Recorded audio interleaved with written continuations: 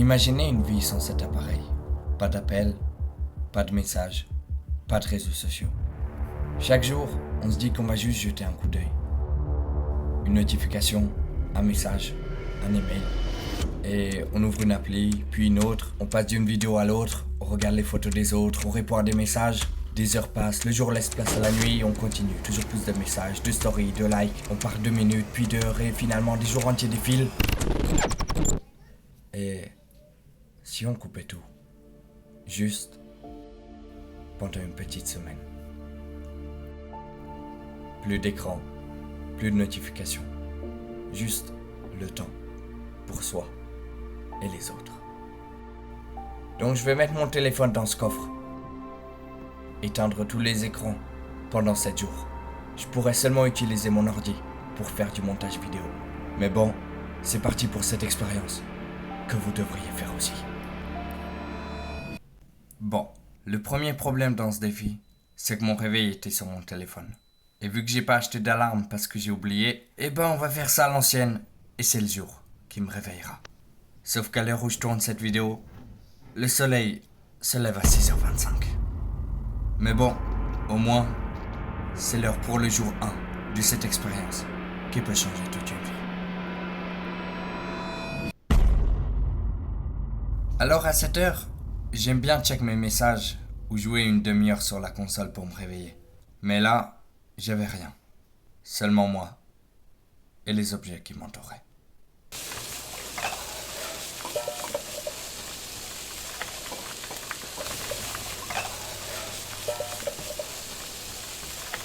Je sais pas vous, mais moi j'aime bien regarder une vidéo pendant que je mange. Sinon je m'ennuie.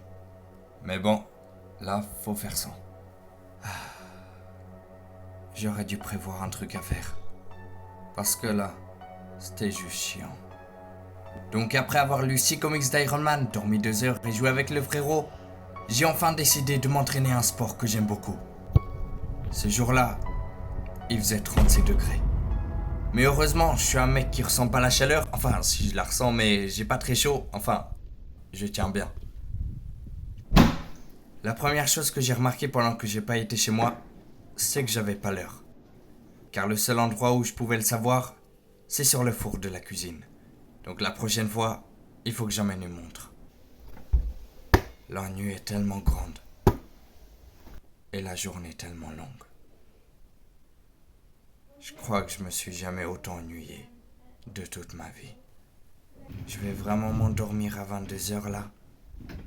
Eh bien, oui. La flemme, par définition, est un sentiment de paresse, un désir de ne rien faire, accentué par les réseaux sociaux, ce qui provoque un enfermement dans ses idées et une insociabilité. Un tueur de rêve.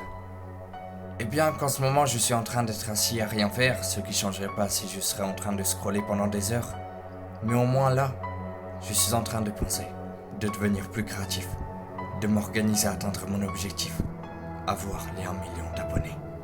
Et j'ai commencé à travailler. Alors, sinon oui, j'ai le même vêtement que j'ai utilisé hier pour le foot à 36 degrés. Et avant de dire que je suis un gros crasseux, je l'ai mis dans la machine à laver, rafraîchir 20 minutes 30 degrés et 1200 quelque chose. Puis dans le sèche-linge, time dry pendant 40 minutes. Après bon, j'aurais pu changer les vêtements aussi, mais bon, trop tard. Marineford, un des arcs les plus incroyables de One Piece. Mais bon, le seul problème, maintenant que j'ai lu ce tome, c'est que j'ai plus de manga, ni de comics à lire. Donc c'est la merde. L'humain a tendance à avoir un bruit de fond, comme la télé, des vidéos, des lives, de la musique. Mais là, rien. Seulement le silence de la nuit. Donc pour combler tout ça, j'ai encore choisi de m'entraîner au foot. Et en fin de compte, non, car il pleut.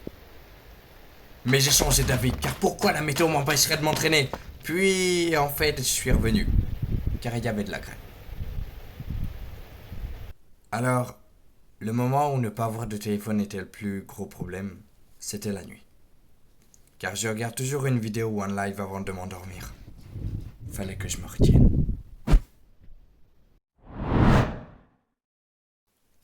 Bon, faut vraiment que j'achète une alarme, parce que là, ça me casse les couilles. Vu que j'ai plus rien à lire aujourd'hui, je vais faire des tâches ménagères.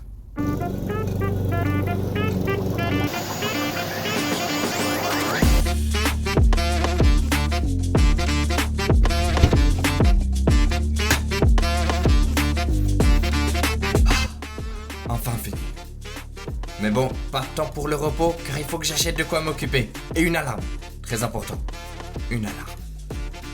Mais avant ça, faut que je trouve une montre. Et voilà. Mais la couleur bleue ne me plaît pas trop. Donc je vais la peindre en noir.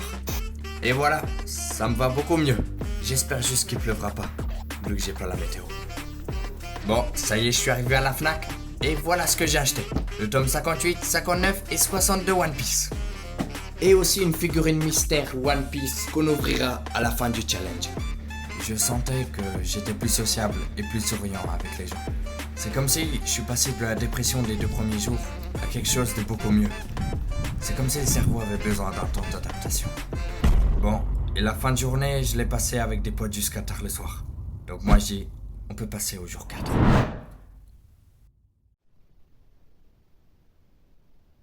Bon, il n'y avait plus de réveil que des minuteurs de cuisine. Bon, c'est pas le réveil avec la musique douce de mon téléphone, mais au moins je peux me réveiller plus tard. La première chose que j'ai remarqué, c'est qu'il n'y avait pas Zara, mon chien. Donc je suis allé le chercher et il était là. Depuis le début, les écrans m'attirent. Mais il faut que je me retienne. Je dois aller au bout de ce défi. Bon, sinon on est le jour 4 et j'ai décidé de travailler aujourd'hui. De m'organiser, tourner, monter et faire les miniatures. Et quand j'ai fini, eh bien vous pouvez deviner ce que j'ai fait. J'ai lu encore et encore. Bah ouais, j'ai rien d'autre à faire. Puis j'ai recommencé. Encore et encore. Puis encore un peu. Encore. Un tout petit peu. Jusqu'à ce que je m'endorme.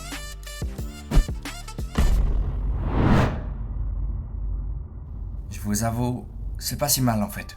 Je veux dire, une vie sans écran.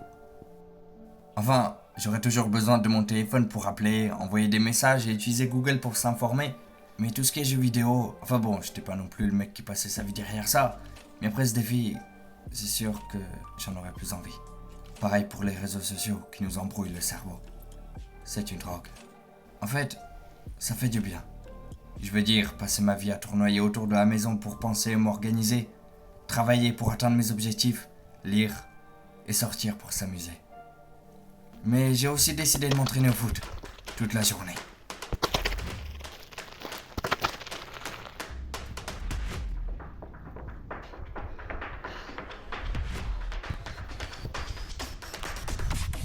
Jusqu'à ce que la tempête surgisse du ciel et me force à rentrer. Bon, la bombe à peinture n'était peut-être pas la meilleure idée sur ce matériau. Après, c'est bien bleu aussi. Ah, il reste plus que 2 jours. Bon, aujourd'hui, j'ai décidé d'être le mec sympa du quartier. Les mégots. On se rend pas compte, mais partout où on marche, ils sont partout. Entre 20 000 et 25 000 tonnes jetées chaque année, juste en France. Ce qui les rend une source majeure de pollution.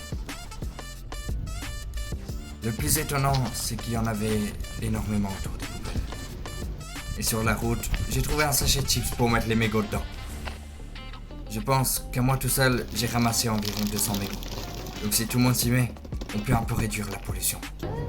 Sur la route, j'ai rencontré un SDF très gentil qui m'expliquait qu'il fait des dessins pour vivre. Et franchement, il est vraiment doué. Donc je lui ai donné 1 euro pour l'aider. J'ai remarqué que je devenais plus sociable. Sur le chemin, j'ai remarqué que l'eau coulait sur un chantier du SNCF. J'ai décidé de le couper, mais le chemin était barré. Donc j'ai emprunté un autre chemin. Avec cette action, j'ai protégé la planète et économisé des milliers d'euros à SNCF. Et dire qu'après demain, c'est fini. Qu'est-ce qui se passera dans 2 jours? Tout redeviendra comme avant? Non, pas tout à fait. Car il y aura des choses que je vais changer dans mon quotidien. Mais je vous avoue, j'ai pas envie de le reprendre. Mais bon, avant ça, il reste un ultime jour. Le jour 7. Je vous avoue, j'ai rien prévu pour aujourd'hui. Seulement quelques tâches ménagères Donc je pense qu'on peut direct passer à la conclusion. Au jour 8. Bon, c'est la fin de ce défi. Je peux enfin reprendre mon téléphone. Ces 7 jours ont été bien plus qu'un simple défi. Ils m'ont rappelé ce que l'on perd dans notre vie connectée. Le temps. Le temps pour agir, à réaliser nos objectifs. Donc la première chose que j'ai fait pour réduire mon temps d'écran, c'est d'enlever les notifications, qui sont là juste pour nous attirer dans un cercle à l'infini. Ce défi m'a montré que se reconnecter à soi-même est essentiel. Parce que oui, après ça, je suis sorti pour aller vivre de grandes choses. J'espère que cette expérience vous inspirera à faire de même, à vous déconnecter pour mieux vous retrouver, ne serait-ce que pour quelques jours. Juste, osez à tout couper et sortez vivre des aventures, comme moi maintenant, pour vous sortir des vidéos de fous furieux.